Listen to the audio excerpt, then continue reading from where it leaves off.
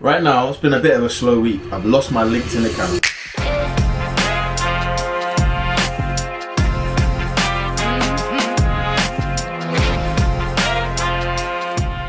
Week 2 of month of building a multi-million pound AI marketing agency. Just got back from Dubai yesterday, in the office today, really just catching up on client messages and stuff like that, because when you're on a 7-hour flight, you obviously miss a lot of things. On top of that, I've had to kind of sort out like personal stuff, like my car. Someone scratched my car, so I had someone come and fix that because I'm selling the car. I'm getting a lodger, take up the spare room because I'm going to go to Thailand for 6 weeks, and that 6 weeks is basically the beginning of the transition of potentially moving out of the UK. I really enjoyed my time in Dubai, and it became crystal clear to me that you can hit your goals and your dreams in the UK, definitely, but I do think it's a lot harder. I want my hard work to be rewarded, and I don't think I need to necessarily be here to achieve what I want to achieve. And it's funny because when I was sorting some stuff out, I was looking at like my week, and I realized I picked my brother up from the airport and I had to drive through Blackwall Tunnel, and obviously now you've got to pay £4 to go through Blackwall Tunnel, and you've got to pay another £4 to go back through Blackwall Tunnel, and I had to pay another £7 to drop off at the airport. Then I had to pay £7 to pick him up and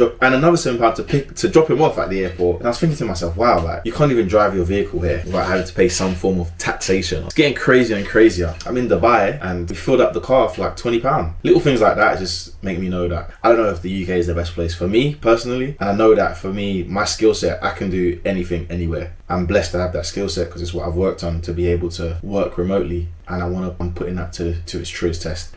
This day back in the office and getting things sorted. I do miss the office though, I'm not gonna lie. I do miss being in this little environment, but I will recreate this environment elsewhere. I've got all the tools I need to do so. And one thing I will say, I was watching Stephen Bartlett this morning, and I'll just say, like, there's a couple of things that are going to allow you to really, really grow as a business. Number one is team. We've just taken on a CTO. His name's John from like Manchester way. Really, really smart guy. Just software engineer. He knows what he's doing when it comes to automations and AI, and he's really going to help take us to another level. And then another thing is your network, man. Networking with individuals that really want to achieve great things, really, really important. My time in Dubai, it really exemplified that. It really made that real to me. And we met some amazing business owners, people that like are young, doing multiple 6 figures. We met a guy that done 600 grand in 1 month, all organic.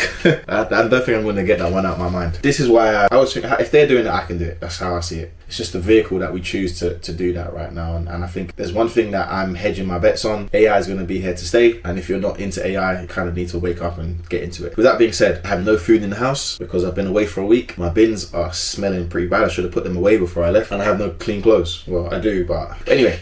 Let me crack on with some more client stuff and some sales stuff. Yeah, today's more about catching up, regrouping, so we can attack the next couple of weeks. But like where I'm leaning back and my whole body's in there, you'd want to keep that, right? Like highlight the part. Yeah, and you ain't got to have the whole 6 minutes. But for this was just a random meeting. So we came out of a meeting, we was eating, and then this guy showed up and he's in sales. So in this, see like how Stephen Bartlett's got it here, speaking engagement. In this, you might just have it where it's like a random meeting in a hotel. Random meeting in a hotel. So there's context provided, because we don't just want it to be random. It needs to be like context provided, what it is. You don't have to provide, you don't need to provide context because I'm explaining it, but that's the intro to day 2, right, of the vlog. Does that make sense? Yeah. Right now, it's been a bit of a slow week. I've lost my LinkedIn account, and it's very problematic because I do a lot of stuff via LinkedIn, such as cold outreach, content, and I was building a pretty good LinkedIn audience as well, which is obviously important with our LinkedIn strategy. So I've been pleading with LinkedIn to give me my account back. I'm trying to log in every day, and nothing seems to be working with those guys over there at LinkedIn. But one thing I've noticed with all of the softwares, they all have pretty bad customer service. You can't get through to anybody. Same thing with like Facebook. If you lose your Facebook account,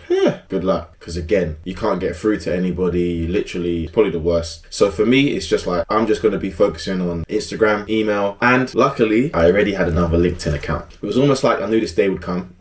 What I would say to you guys, I always say this to every business owner, is like, don't like stick to one platform and let that determine your future, because you need to be omnipresent on social media. And the good thing about knowing how to become omnipresent is you can deal with stuff like this, which means that you have an account on LinkedIn, you have traffic on Instagram, you have traffic on all these places so that you know what to do just in case these situations arise, and you're able to kind of move around and make sense of it all, because that can affect you big time. You know, if I was just relying on this platform, I'd be stuffed right now. But luckily, I've got Instagram, I've got all these other platforms, I've got all of this. So that's really what I'm going to be focusing on right now. And then I'll rebuild my LinkedIn, my other profile, and we'll get back to it on that side of things. So that's the only way to get around it. So let's see how we go. That's my lesson for you today.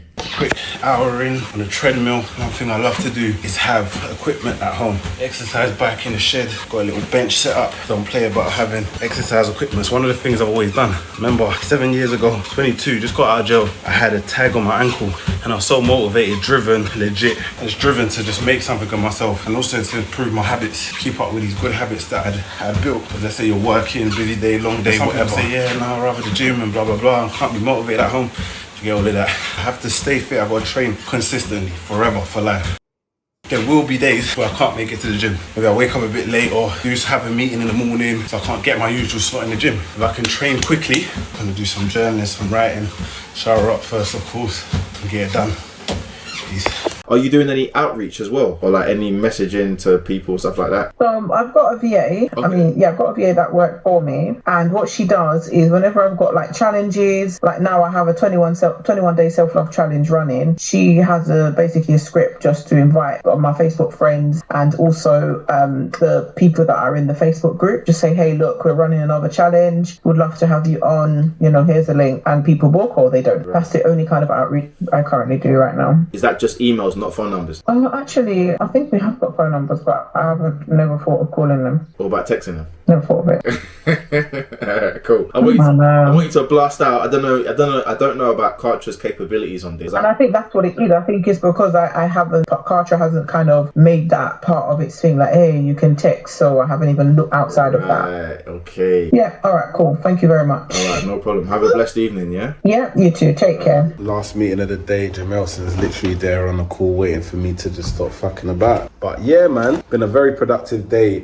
Something that's been on my mind a lot is basically our offer, and it's so mad because it's like it all strips back down to the offer. If you start a business, what is that offer? And that is the first thing that you gotta get right. And if it's not right, problems arise. And I think that it's not that it was poor or terrible, but there were just things that need to be fixed about it. I literally was up, and it's been on my mind for the last 2-3 weeks, just raging on my mind. I've been doing little bits here. Finally kind of fixed it today, this morning. I just went all in. I think I did about 3-4 hours just in the morning of just deep work, no email check-in, no getting distracted, and just fully went in on the offer of the main offering of what we're doing, from the niche to what the main thing we're offering to the roadmap. So after they do the initial sprint with us, what do they get next, and just streamlining that product in terms of that journey of that what the client goes on. Because what we will find is that we're signing up big clients, we sign up big clients, people paying 5-figure deals, all of this stuff there, but then it's like, okay, what happens after? Because sometimes when you're promising so much at the front end, what happens after that? And then something that you think is like a high LTV, we've had clients paying us like £300 a month or whatever from our first ever thing with OHBA, that now their LTV is probably 10-20k because they've been with us for so long. So not everyone needs to stay with you for years and years and years, but it's important to have that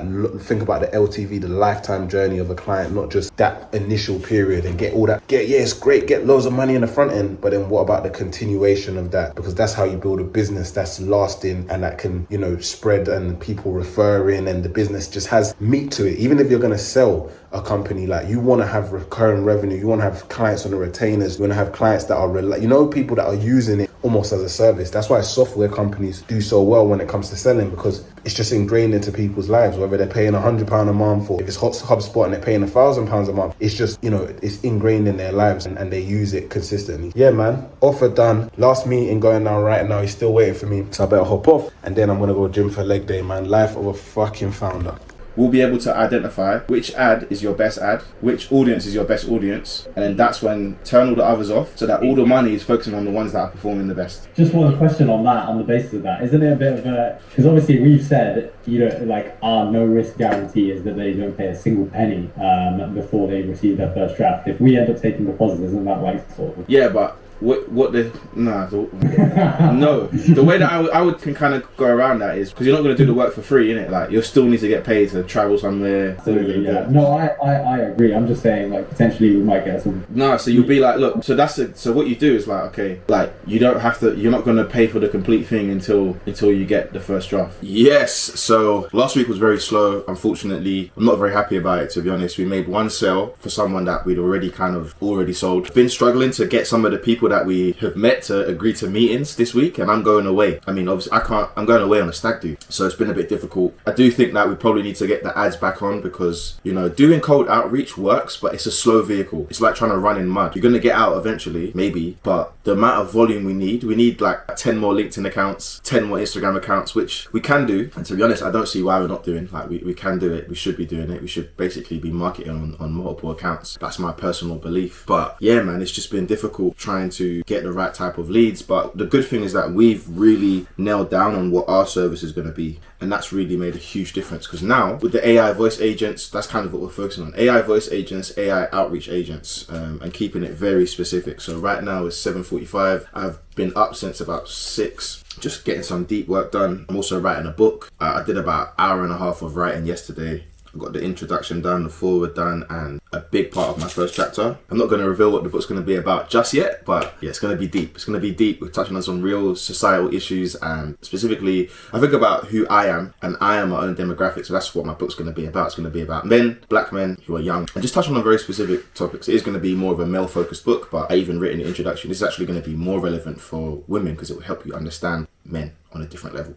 Anyway, business-wise, this week, obviously, I'm away on Thursday, so I'm trying to get as much done from today to Wednesday, because Wednesday is going to be a bit of a mess, because I'm going to be going to London, I'm going to be getting my hair done, just preparing to go away for 3 days. I'm actually going a day early, so on Thursday, I'm just going to be chilling out. Well, I'm going to work on Thursday, but in Barcelona. Then I'm away till Sunday, so I'm trying to get as much done as possible. I'm probably going to be fairly drunk on Saturday morning. I'm going to still bring my laptop and try and get work done in Barcelona as much as possible as well. Everyone's going to be looking at me like, how are you going on a stag do with your laptop? Well, it's going to be downtime, so I'm going to make the most of my downtime. That's all I'll say on that one. But yeah, one thing I'll say, I've been really like trying to dive into introspection and improving myself as a human being. And it's important that you always stay aligned with what you're doing. You always do things that you enjoy. My enjoyment comes from like marketing and making things and capturing attention and capturing leads. There's so many elements of business that you don't have to love, but you have to be willing to fight through, be willing to adapt to. And I think that I've got to the point now where I know that I can make things happen for any type of business. And it's so fun to me when I get a business, like I got a tax strategist and we've got him so many leads and so many quality calls booked already, right? But then we've got someone in a totally different niche who runs a consultation business and she's a therapist and she's got so many leads and sales. Then I've got someone else who's a fractional CFO who comes in and helps people with their hiring on a construction level for businesses that do multiple millions, and I'm helping him get leads. And it's like, it's more than just lead generation, it's now creating a system where I can actually help you almost rebuild the business. And that's like wicked feeling, because now it's like I've always known what I can do, but now it's like I want to take this even further. I want to be even bigger. I want to be the go-to person. And the question is, how do I become the go-to person? I still think we need to find a way to capture more attention organically. So that's really like my main focus. How can we become more of the go-to guys and girls for this? Like, obviously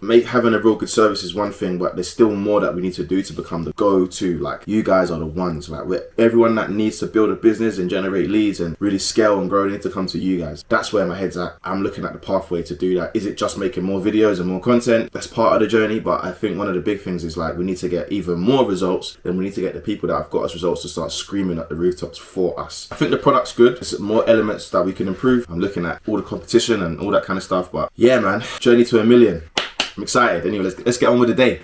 I'm off to Barcelona, man. Got a stag do to go to. Got to travel back to London. Got to get my hair done. And then I need to try and make the most of today before I head out. So, little suitcase, cabin, carry-on packed. I always find it quite disruptive to travel during the week. I much prefer traveling on the weekend, but it is what it is. It's one of my best friends since I was 8 years old. One of my closest friends getting married, so I can't miss it for the world. And these are the moments that I'm always grateful to have my own business, where I ain't gotta ask anybody for time off. Obviously my business is remote, so I can kind of go, still work in between the downtimes, respond to people, so I'm not completely MIA. And obviously a big focus for us now is building a really solid team so we can go and not feel it as much. And I've really been watching a lot of Stephen Bartlett. He's I I've been just taking in a lot of his content and his own weekly vlogs that he's been doing. And he talks a lot about hiring, obviously made a lot more money than I have and had a very successful business. And he talks about how important it is to hire the right team and also being the right kind of person for your team, and that you should never skimp on hiring. So, you know, right now we've got quite a good team, a good remote team. I do enjoy working with everyone, our social media guys, our video editors, and our fulfillment team. We don't need a massive team. We don't need a bloated team. This is like a real core group, and I'm hoping we can just keep this core group, because essentially my position that I want to get to is we want to turn back on. We're just getting close to turning our ads back on. And to be honest, obviously there's always elements in the business that you enjoy versus what you don't enjoy. And I just watched one of the videos from a marketer named Kai Bax. He's doing about 30k a day. And he spoke about, he actually removed himself from sales and then fulfillment. Some people, they do it where they remove themselves from fulfillment and then they do sales. He basically said that even though he didn't mind doing sales, he'd rather get a closer and get them to the point where they can close out at least 25 to 30%. And he takes the time out to focus on all the clients, because then once he makes the product really, really good, like so good that it can't flop, he's able to obviously get more referrals and get to the point where his referrals are almost outpacing his sales from ads. So he's not even relying on the closer that much, because the referrals is what's making him money. And I think, you know, I kind of like that idea and that mindset. I like doing sales, but I do think that I want to get to the point where I don't really do sales. I don't want to get on calls. I actually want to work with the client, and I really want to make the client happy, and I really want to help the client with their coaching or their service or their sales calls or adverts and their marketing and their strategies and their content. That's really where I want to put my energy, and building the systems around that. So for me, that's probably something that I'm probably looking at, like, yeah, actually, I do want to remove myself from sales. I just want to make content. I want to attract people to the business, and I want to deliver the very, very best product. Sales, 9 times out of 10, people don't need to talk to me if I have a good sales rep. So right now, I don't think we're in a position where we need a sales rep. There's still me and there's still Michael, so sales rep's not needed. But eventually it might be. I ain't even washed my face yet, so let me clean up, let me freshen up, and I'm gonna take you on a journey with me.